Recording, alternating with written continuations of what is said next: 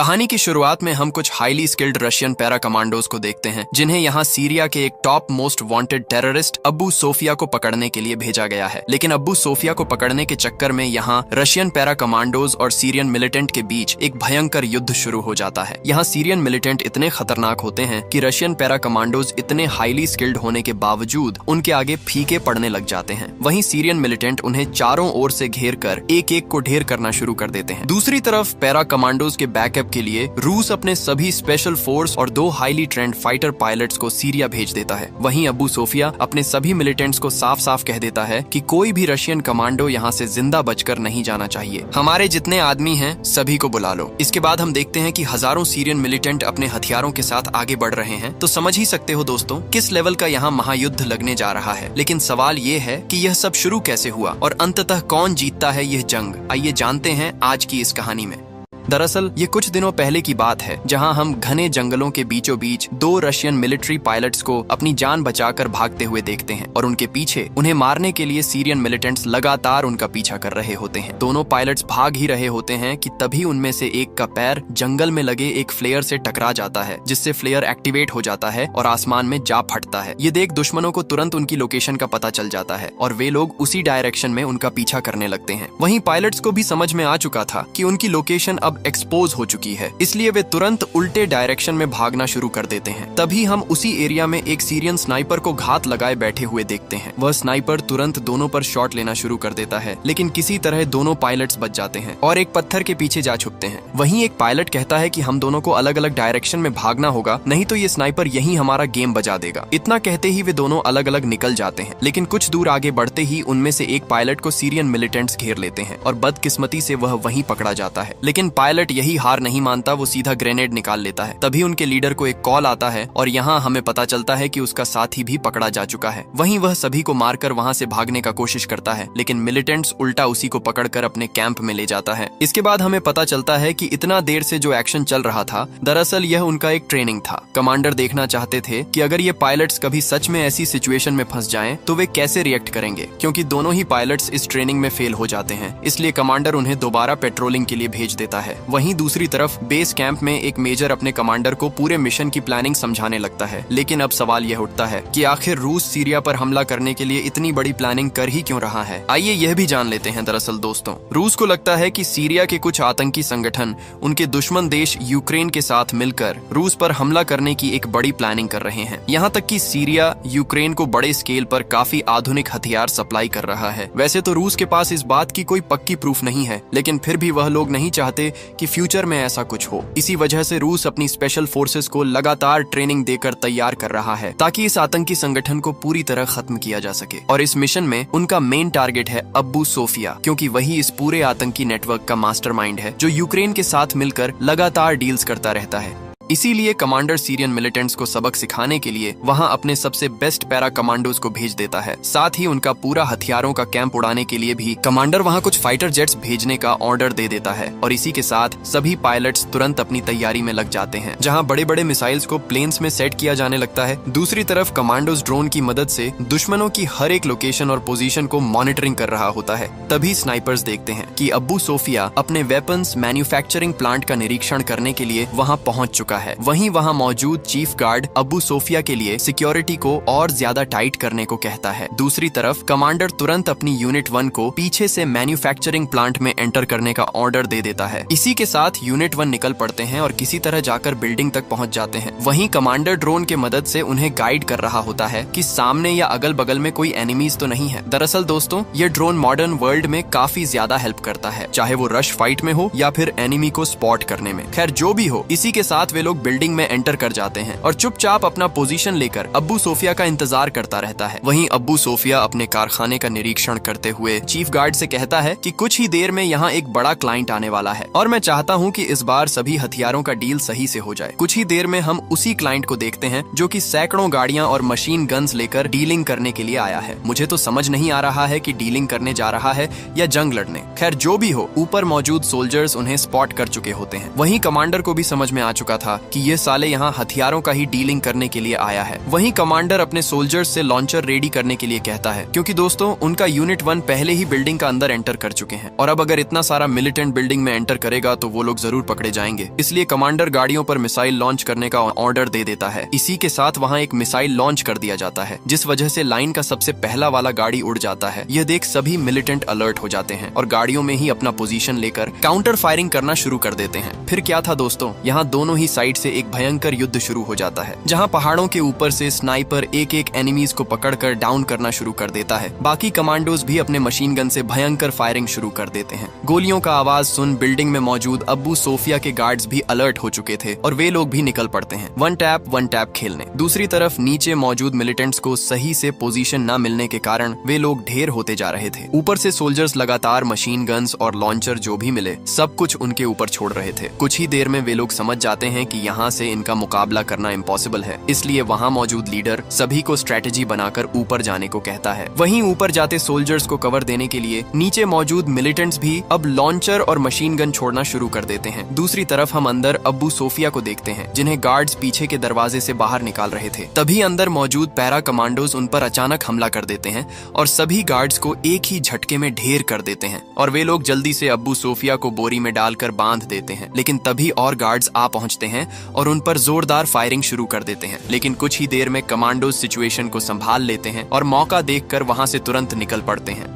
दूसरी तरफ बाकी आतंकियों तक भी यह खबर पहुंच चुका था कि रशियन सोल्जर्स अब्बू सोफिया को उठा ले गए। फिर क्या था दोस्तों, सभी तक यह खबर पहुंचते ही सैकड़ों मिलिटेंट्स पहाड़ में चढ़ना शुरू कर देता है। ऊपर से सोल्जर्स उन्हें रोकने की हर मुमकिन कोशिश करने लगते हैं, लेकिन मिलिटेंट्स लगातार आगे बढ़ते ही जा रहे थे। दूसरी साइड ऊपर मौजूद 2 सोल्जर नीचे रस्सी फेंक देता है ताकि नीचे मौजूद सोल्जर रस्सी के सहारे ऊपर आ जाए। उसी रस्सी के सहारे एक सोल्जर अब्बू सोफिया को लेकर तुरंत ऊपर चढ़ने लगता है। वहीं ऊपर से भी सोल्जर रस्सी को पूरा दम लगाकर खींचने लगता है। बाकी सोल्जर्स भी उन्हें लगातार कवर दे रहे थे, लेकिन जैसे ही सोल्जर ऊपर पहुंचने ही वाला होता है तभी दुश्मनों की कुछ गोलियां आकर उस सोल्जर को लग जाती हैं। वहीं कमांडर देखता है कि दुश्मन लगातार ऊपर चढ़ते ही जा रहे हैं। अगर वे लोग यहीं रुककर लड़ते रहे तो वे सभी मारे जाएंगे। इसलिए कमांडर तुरंत अपने सोल्जर्स को वहां से निकलने का ऑर्डर दे देता है और आखिरकार रशियन सोल्जर्स का यह मिशन फेल हो जाता है। हालात को देखते हुए उन्हें अपने सभी घायल सोल्जर्स को भी वहीं छोड़कर जाना पड़ता है, लेकिन खेल यहीं खत्म नहीं हो जाता। रशियन पायलट्स अभी उनका पूरा हथियारों का बेस कैंप में स्ट्राइक मारने के लिए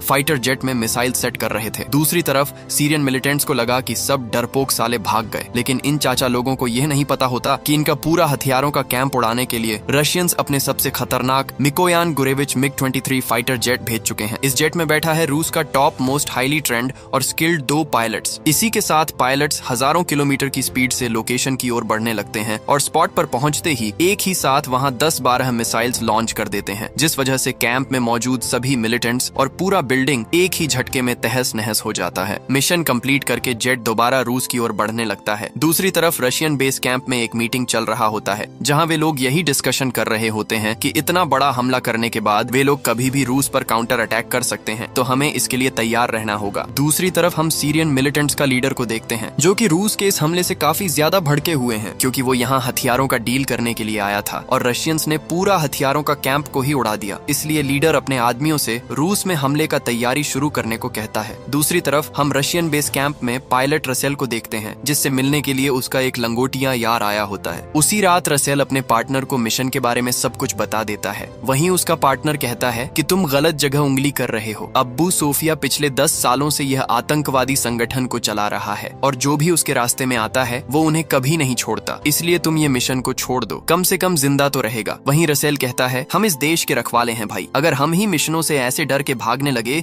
तो इस देश को कौन प्रोटेक्ट करेगा। अगले दिन हम देखते हैं कि रूस फिर से सीरिया में अटैक करने के लिए फाइटर जेट्स तैयार कर रहे हैं।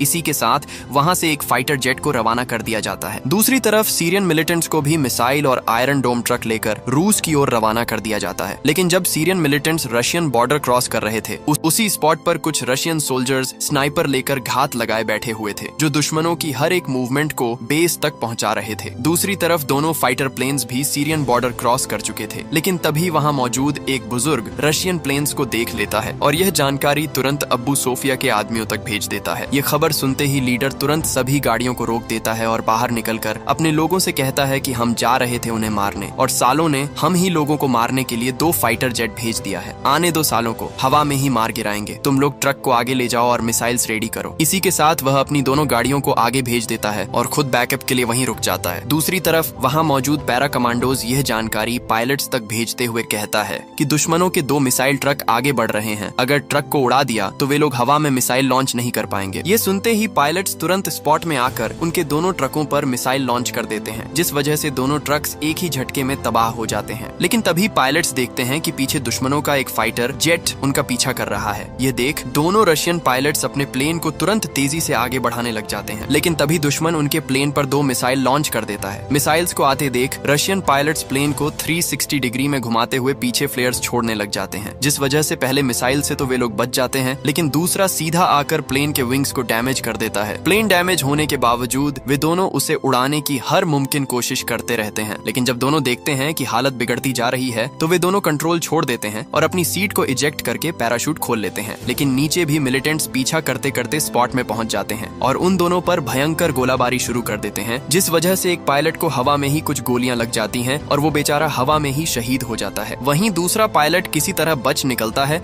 और कहीं दूर जाकर सेफली लैंडिंग कर लेता है। वहीं मिलिटेंट्स एक का किस्सा खत्म करके अब दूसरे को ढूंढने निकल पड़ते हैं। दूसरी तरफ वह बचा हुआ पायलट देखता है कि दुश्मन उसी की तरफ आ रहा है। वो तुरंत अपने पैराशूट को झाड़ियों में छुपा देता है और अपना एक पिस्टल निकालकर वहां से भागने लगता है। वहीं मिलिटेंट्स चारों तरफ फैलकर उसे ढूंढना शुरू कर देते हैं। दूसरी तरफ बेस में ऑफिसर कमांडर से कहता है कि पिछले 2 घंटों से हमारे प्लेन से कोई भी कम्युनिकेशन नहीं हो पा रहा। जरूर वे दोनों या तो पकड़े गए या फिर मारे गए। वहीं कमांडर कहता है वहां तुरंत एक स्पेशल फोर्स भेजो और पता करो कि क्या हुआ है। वे दोनों टॉप फाइटर पायलट्स हैं, हम उन्हें ऐसे ही नहीं छोड़ सकते। इसी के साथ उस लोकेशन के लिए एक स्पेशल फोर्स की टीम को बेस से रवाना कर दिया जाता है। दूसरी तरफ हम उस पायलट को देखते हैं जो कि भागते भागते पहाड़ों के ऊपर पहुंच चुका है। वहीं वो अपना रेडियो निकालकर बेस से कम्युनिकेट करने की कोशिश करता है, लेकिन वो रेडियो उसके बेस में नहीं बल्कि मिलिटेंट्स के रेडियो से कनेक्ट हो जाता है। वहीं लीडर कहता है अपना लोकेशन बताने के लिए आपका बहुत बहुत धन्यवाद, चुपचाप सरेंडर कर दे, नहीं तो अगर हमारे आदमियों ने तुझे पकड़ा तो तुझे कच्चा चबा जाएंगे। वहीं पायलट कहता है आजा, दम है तो पकड़ ले। इतना कहते ही वो फिर से उठकर भागने लगता है, लेकिन इसी बीच वह एक स्ट्रेटजी का इस्तेमाल करता है। वह पैरों का डालियों को तोड़कर उल्टा डायरेक्शन में भागने लगता है ताकि एनिमीज कंफ्यूज हो जाएं और उसे गलत डायरेक्शन में ढूंढें। लेकिन जब मिलिटेंट्स उस स्पॉट में पहुंचते हैं, लीडर पैरों के डालों को देखते ही समझ जाता है कि यह एक ट्रिक है। उसने हमें कंफ्यूज करने के लिए डालियों को उल्टा तोड़ कर रखा है, इसलिए उसे इसी डायरेक्शन में ढूंढो। वहीं पायलट भागते भागते पहाड़ों के किनारे तक पहुंच जाता है। पीछे मुड़ते ही वह देखता है कि मिलिटेंट्स इसी तरफ आ रहे हैं,